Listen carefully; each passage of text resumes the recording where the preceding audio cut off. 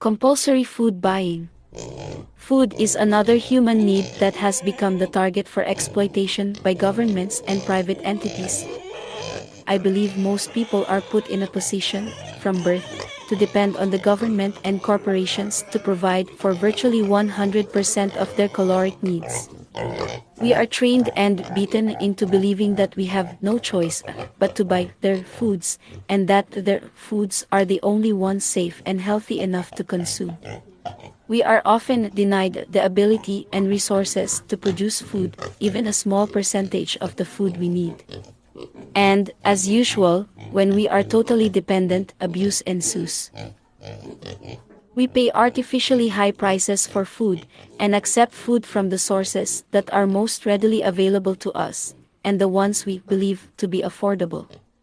This is because, I believe, food is controlled by only a handful of profit-driven, corrupt, and exploiting entities that do not have our best interest in mind. Despite these abuses, we have a choice to say enough, and demand affordable and safe foods, and produce our own foods. And we have a choice to leave their expensive and chemical-laden foods to rot on their fancy air-conditioned shelves. We must eat to survive, and the government and corporate world know this quite well. They have exploited this basic need to pry wealth and labor out of the common people for millennia. And there is a reason why many working people mention food on the table when talking about their need to remain employed, and you are taught as a child, in school and home, that you must work to eat. Many teachings and customs follow the biblical passage, "By the sweat of your brow will you eat your bread, until you return to the ground, because out of it were you taken." And the Quranic statement, "Nobody has ever eaten a better meal than that which one has been earned by working with one's own hands." These, and many other teachings and beliefs, have tied work and food unquestionably. So, not working and eating have become taboo in our society, and something looked down upon to strict extremes. Must I remind this audience that many of us just cannot work or produce sufficient income for a myriad variety of reasons? However, although there's a certain limited truth to the former statements, greedy corporations and power-hungry governments have exploited these widely held beliefs that only those who work may eat. So, doing to gather ever more wealth and control from and over the vast majority of the people. I believe food is a human right, and therefore should be freely available to all that can pay or work for it. I also believe work is important and should be encouraged, but using starvation as an incentive for work is cruel, abusive, and exploits the poor and low income. Remember, most destitute and impoverished people are born into that condition through no fault of theirs. Yet, they are somehow expected to fall into a position of subservience and labor that often expose them to abusive treatment. To remind you that when one depends on the government and corporations for food, one of the most basic needs, one opens up for exploitation. Exploitation is the control and extraction of wealth and resources from an individual without regard for such individual's well-being. I believe public and private entities disarm a vast number of the population of knowledge and resources on food production. This disarming also happens by slowly herding large numbers of people into cities and giving the power to mass-produce food to a tiny minority of people and companies. I believe the mechanisms for this have been deregulated capitalism, despotism, and conflicts. And, since most people are uneducated, nor encouraged to grow or supply their own food, food production has been centralized to a degree that if food distribution is disrupted, even slightly, there would surely be widespread food shortages and price gouging. If there is a collapse in this centralized food production, chaos and despair would surely ensue in those population centers. And these disruptions have happened in many occasions throughout history. Most recently, as of this writing, acute food crises have occurred in Palestine, Yemen, Ethiopia, Haiti, and Afghanistan. All partly caused by over-centralization of food production. Less acute, but severe food price crises have occurred recently in the US and many other areas of the world. Most areas inhabited by people can support food production, yet most people are powerless to produce their food. They lack knowledge, and in many cases, lack access to grow their own food. This enables this powerlessness. Outrageously, many communities have outlawed people from having farm animals or growing their food in their own land. According to Clark, Simpson, and Miller.com, 2024, and a report by CivilEats.com, in 2020. Industries, like the orange juice and fruit, in places like Florida, have amassed and hoarded their markets by questionable and unethical practices, such as holding campaigns to suppress backyard orange tree growing. I recall experiencing this. There, officials drove around many areas of South Florida, demanding that people cut down their backyard citrus trees because of a certain citrus tree virus that was supposedly spreading through those areas. These officials offered meager amounts of cash for tree owners to allow them to uproot their citrus trees. Rumors had it that if tree owners refused, they often threatened the largely immigrant and low-income communities with illegal or even police action. These campaigns went on for years, later to be found as abuses mostly by Florida's better-off communities, outside of the Miami-Dade County's largely immigrant communities. That is according to an Associated Press report in 2024. Many communities in the U.S. do not allow most farm animals to be kept within their limits.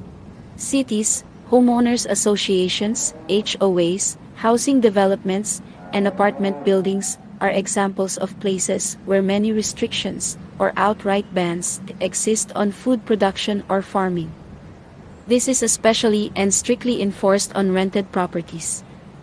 These entities often cite the filth, noise, and the nuisance of farming activities and/or farm animals, effectively neutering any possibility for those residents to produce even a small amount of their diets.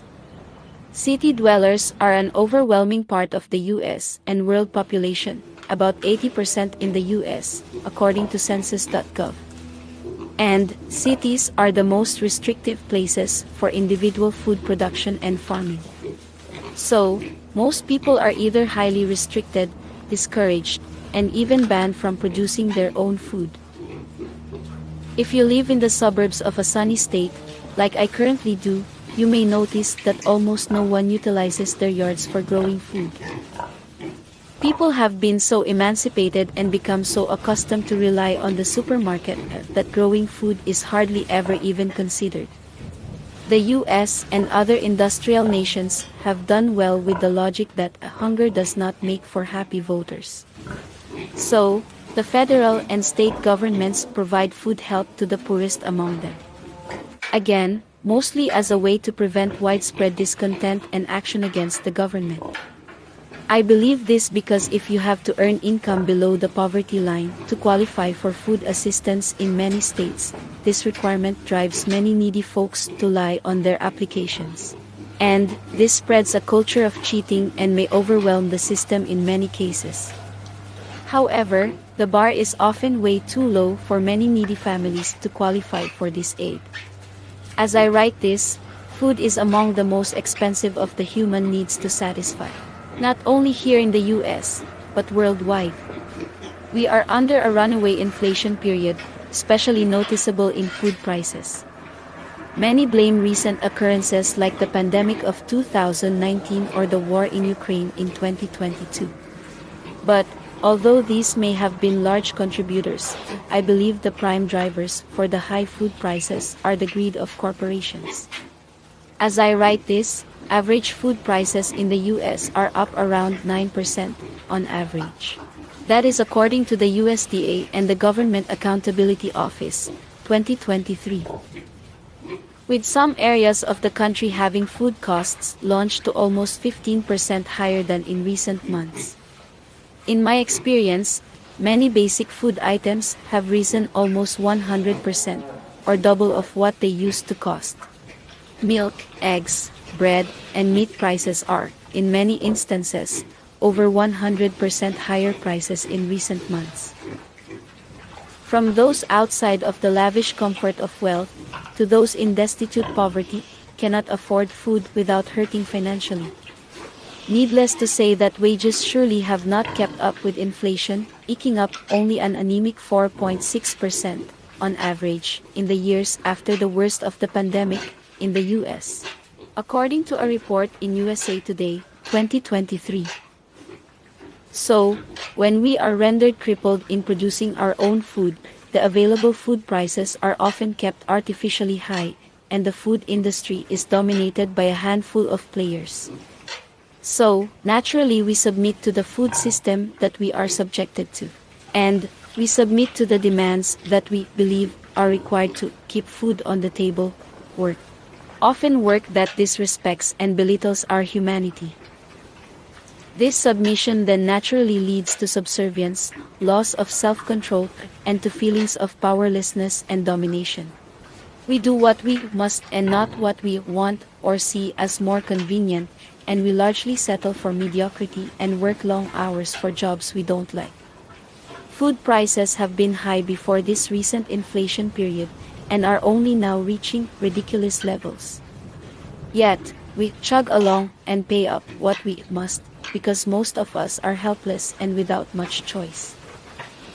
Food giant corporations know this and just keep raising the prices and tightening their grip. Again, the filthy rich can easily afford these expensive foods, and the downright poor often use government help to pay for it. Alternatively, the poor just buy cheap junk food that they can afford.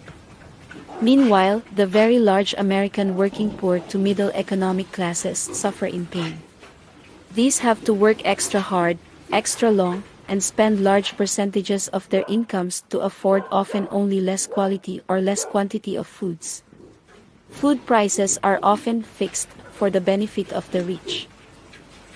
How? Well, in fact, only about 10 major for-profit food corporations are behind most foods on supermarket shelves, according to a report from Wide Open Country in 2022. And this is a major reason why prices go up as if in concert. These greed-stricken food giants are in close cahoots with each other, and they are pamperingly protected by the US government, acting as a bunch of grotesque, pig-headed ogres feasting from their corralled and helpless populations. They well know how the economy of food works. They know the poor and middle is the only economic class portion somewhat sensitive to food prices. More importantly, they know that food is a basic necessity that we all have. Furthermore, they operate under a government umbrella without fear of real competition from the food production world abroad. So, naturally, these companies, having little to worry about, engage in abuses and price gouging. There is a reason why most foods in supermarket shelves are manufactured domestically. That is because tariffs, laws, and regulations exist to protect the US food market. When have you seen Chinese chicken eggs, Ukrainian potatoes, or Argentinian milk on your supermarket shelf? Although some products are imported from friendly nations, such as oranges from Brazil, oils from Italy, and coffee from Colombia, many of these products go through US-based companies or are stooge companies controlled by the US market. The US protects its food market ferociously, for reasons of purported food safety or national security. I happen to have worked for a company involved in the poultry and orange juice industries many years ago, and I can tell you that these industries are in their golden age, making record profits year by year. These protected industries participants often enjoy lucrative jobs with benefits and perks most other Americans only dream of in today's economy. Fat paychecks, late-year company vehicles, prime commercial spaces, generous retirement accounts, housing buyback options, yearly bonuses, etc. Again, I was part of this for a few years. And this obscene amount of profits don't come from magical government coffers. It comes from the general population entirely. This protectionism of the food industry allows for the manipulation of prices by the big corporations and a sort of race to the top, chasing ever higher profits, all on the backs of middle-class America. Again, the math is simple. The rich exploit the poor and middle classes, and the poor get subsidized by the rich and middle classes through government welfare. Living off the grid, methods and technologies allow you to produce your own food and not be abused by high food prices. The self-sustainability mentality will allow you to see the predicament you are placed in, deliberately. And, this knowledge will allow you to begin to free yourself from it. You may finally see that you do have a choice outside of the 10 or so major food corporations controlling the US market. You may see how you can produce your own meat, vegetables, grains, and more, all from the backyard, pots, tubs, or even your upper-level apartment building balcony or roof. You may be able to reduce, or even cancel the amount of money you hand off to the big food corporations, who have exploited you and your community for so long. Living off the grid may allow you to have more food security and health by empowering you with locating, securing, owning, utilizing, and maintaining control over food sources. Remember, the earth provides means for food production to all of us free of charge. So, it is up to us to push aside those that want to hoard it all and reclaim this right that we all have, to access that land to feed ourselves and our loved ones.